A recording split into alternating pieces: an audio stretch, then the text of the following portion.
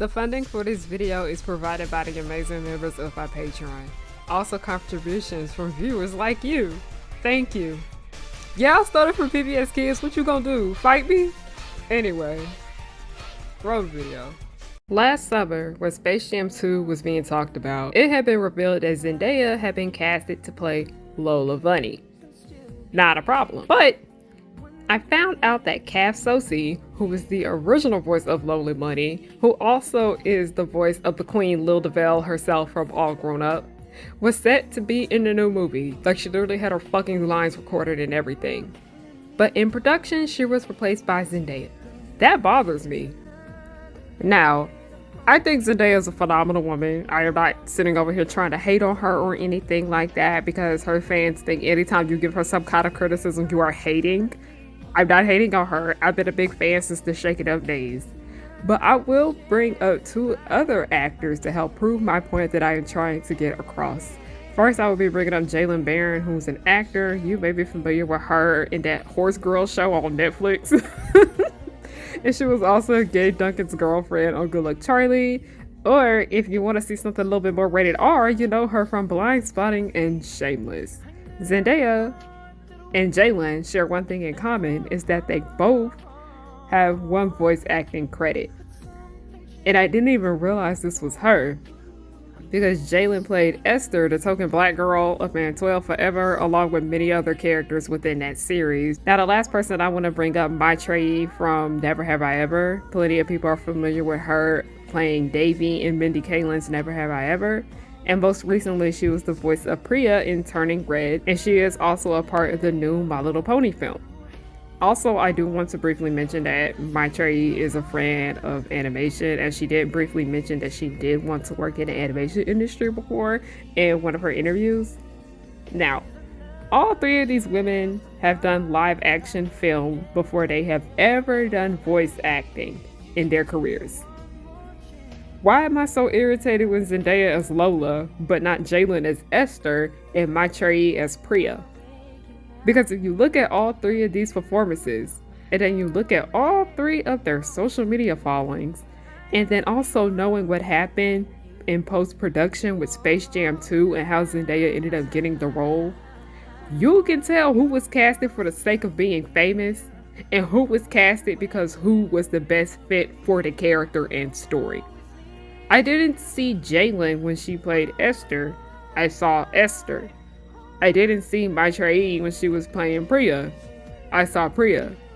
But for Space Jam, when Zendaya played Lola, all I saw was Zendaya.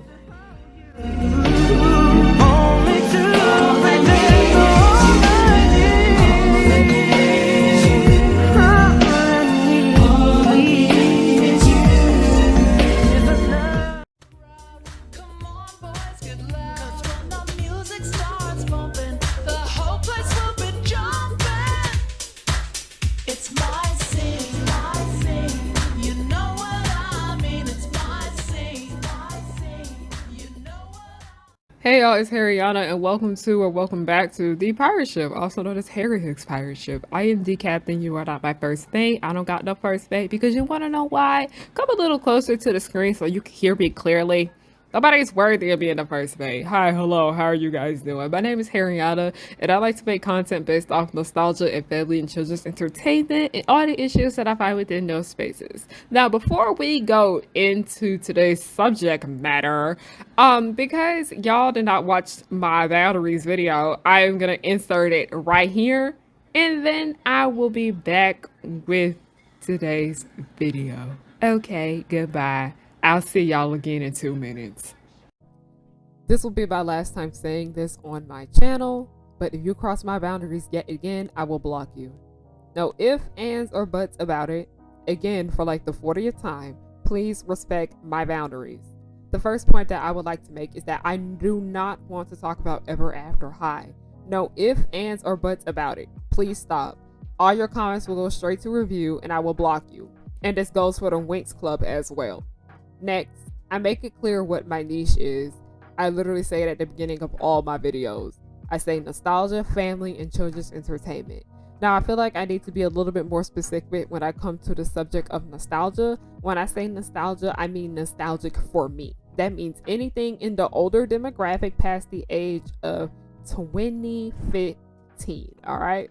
So please stop asking me to review these damn live action teen series on Netflix like Ginny and Georgia and The Outer Banks and Never Have I Ever as a few examples. All right, moving on to the next one. Yes, every once in a while, I do talk about something that is outside of my niche if I really want to, but I mainly put that kind of content on my Patreon.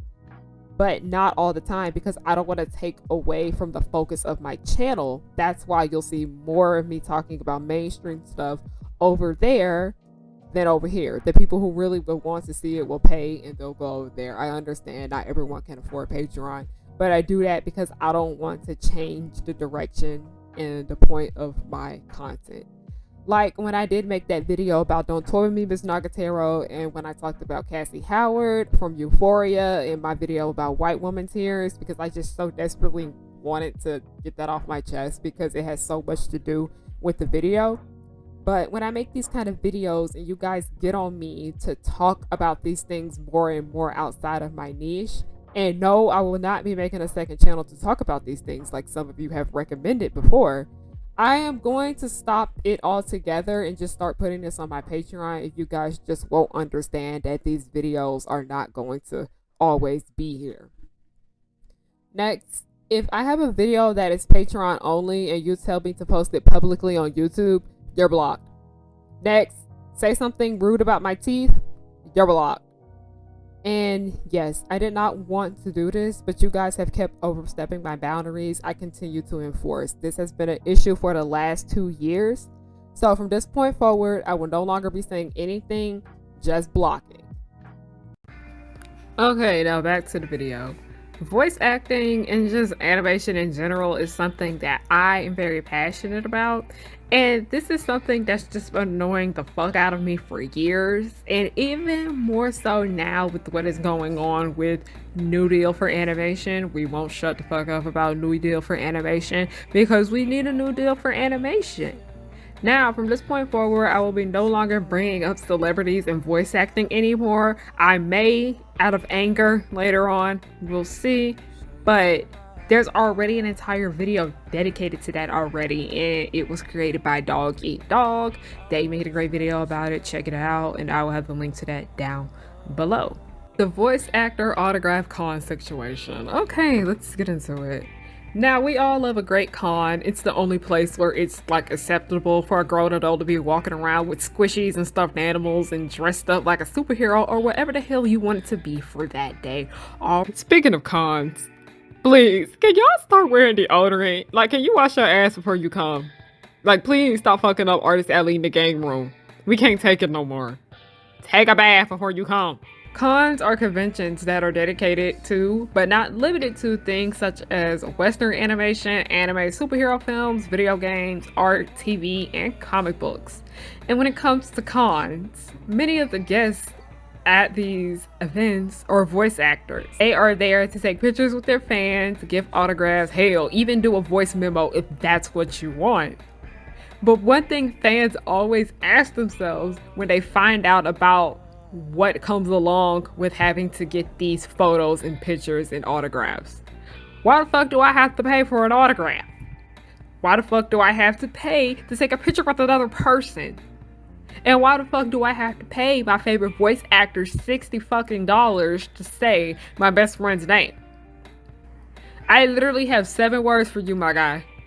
Voice actors don't make that damn much. People tend to think that voice actors are being stuck up and elite when they charge for things like this. But they charge for things like this because they need to pay their bills.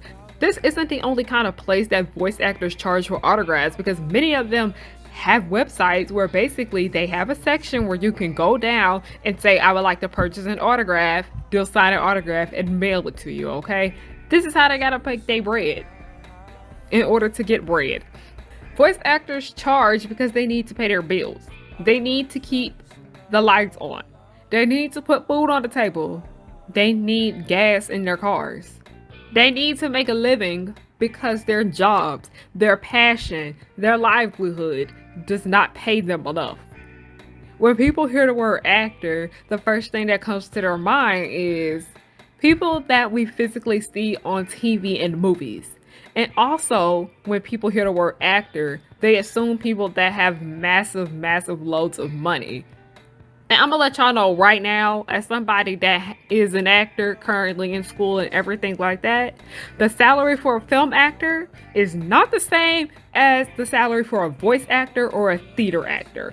I'm letting y'all know right now, not every voice actor out here is making Tom Kenny money, okay? He is one of probably the 50 that are able to make billions off of voice acting, and not every theater actor out here is making Jasmine Cephas Jones and Lin-Manuel Miranda money.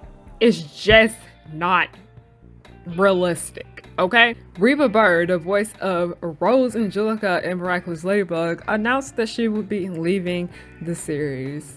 Hey guys, I am on here to let you know some bummer news, and that is that they are replacing me on the show Miraculous Ladybug. I will no longer be playing Rose and Angelica and Gina, and the reason is money.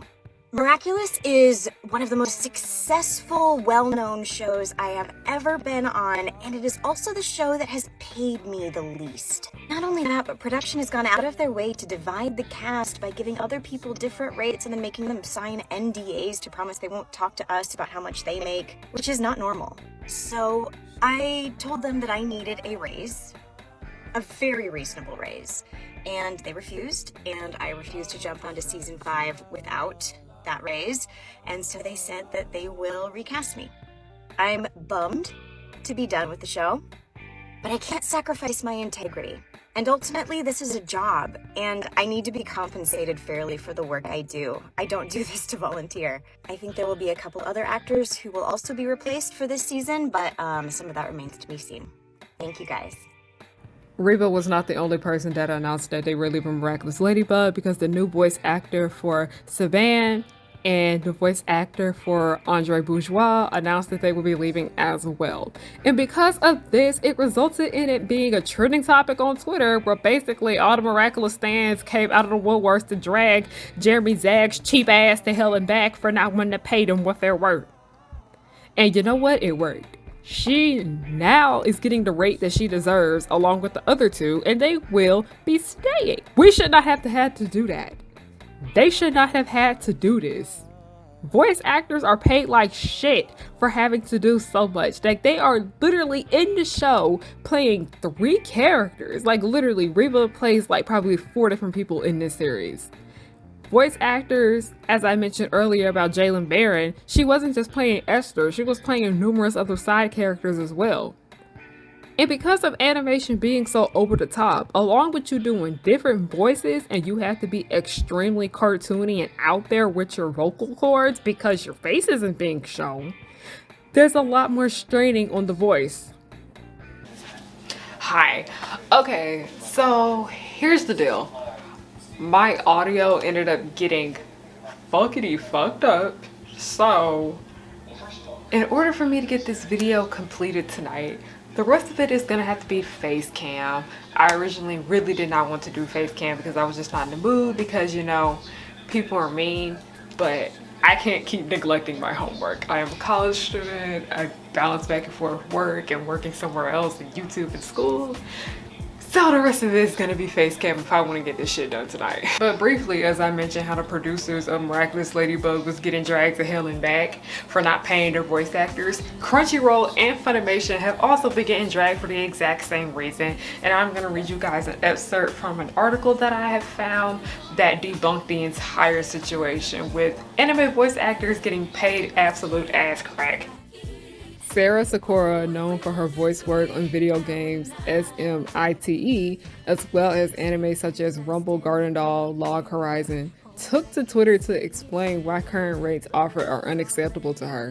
Anime companies, specifically Funimation and Crunchyroll, are owned by major corporations like Sony. They easily have the funds to allow their actors to make a living wage, yet they are not hard pushed to do so because so many actors are willing to take lowball rates.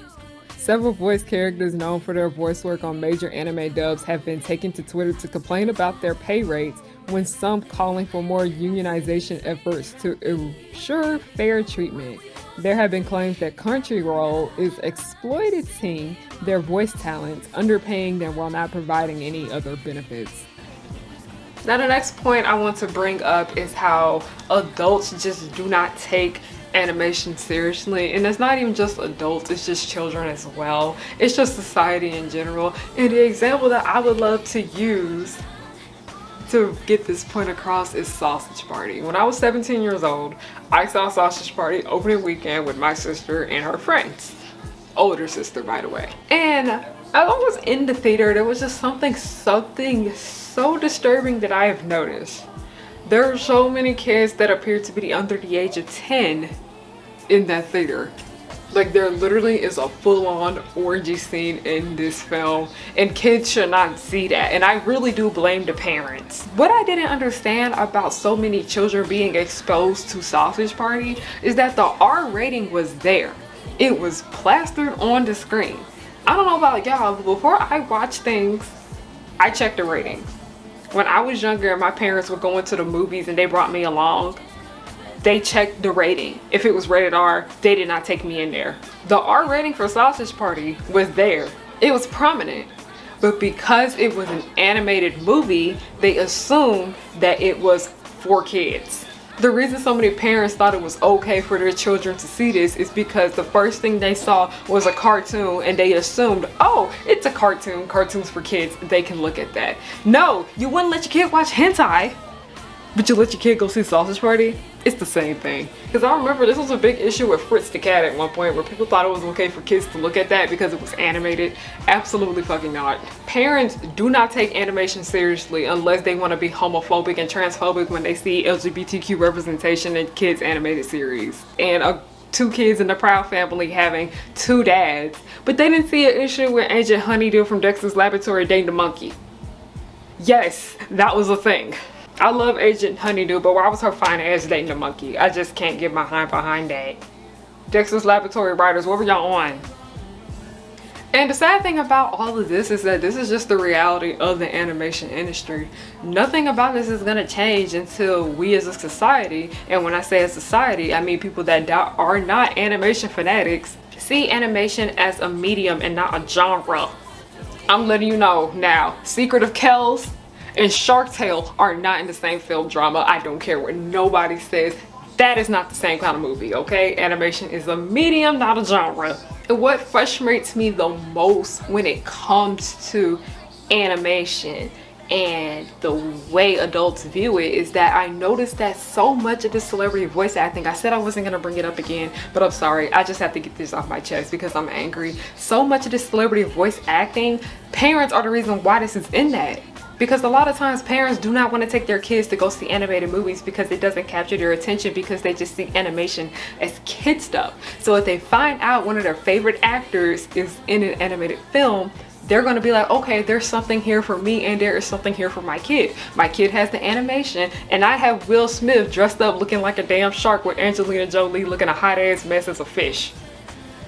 I'm sorry y'all, but Shark Tale just pisses me off, okay? Nothing against Will, nothing against Angelina Jolie, nothing against the production team for that movie, nothing against the animators, no. Some against the people that brought this movie to conclusion, because movies like this are just proof that animation is not taken seriously as a medium. Shark Tale was always made to have Will Smith be the lead. They made an animated movie around Will Smith, not Will Smith auditioning for an animated film. Y'all get where I'm coming from? I'm sorry y'all, Shark Tale just pisses me off. I never liked that movie as a kid, and now that I'm coming to the realization that why it exists, I'm annoyed. It exists because of the sake of capitalism. Not every voice actor is out here making money like the Simpsons cast and Tom Kenny, hell, even Tara Strong. Y'all, I'm so glad that I am finally accepting that she's a mess. But so many of these voice actors have to have side jobs. They have to sell physical products on their website. They have to offer classes, voice acting classes to aspiring voice actors. They have to make appearances at cons. They have to charge for autographs and pictures at cons. These people love what they do. They're passionate about animation. They're passionate about the art of voice acting. They are passionate about this medium. But their passion is not paying them as they should, and they're not able to make a living. They should not be having to have so many side hustles to pay their bills because their job is not paying them enough. But that is it for this video. Thank you guys so much for watching. If you guys liked it, please make sure you give it a thumbs up. This video is just something I've been putting together for 2 weeks and I just can't work on it no more. Okay, I'm sorry, I just had to finish the rest as face cam. But I do hope you guys enjoyed it. What do you think? How do you guys feel if I do half the videos voiceover and the other half face cam? Because I really actually did enjoy this. It's a little spin on my Harriyanna pirate ship take. But that's pretty much all I gotta say. You guys want to support me, I buy me a coffee link, and I have a Ko-fi link down below. I also have Patreon. The most expensive tier is $5, the cheapest is $1. I just recently posted a Patreon exclusive video over there about nepotism babies and how Sam Levinson is a menace to society. Check that out if you want. It's completely optional. If you guys want another way to support me, you can head over to my website for merch at harriyannahook.com. New stuff will be coming at the end of this month and I cannot wait for you guys to see that. Another way you can support me for free is just support the Progenies. It's my web series, link will be down below. And then the last way you can support me for free is just to follow me on everything at Harriyanna, HARRIYANNA. Thank you guys so much for watching. Have a good night.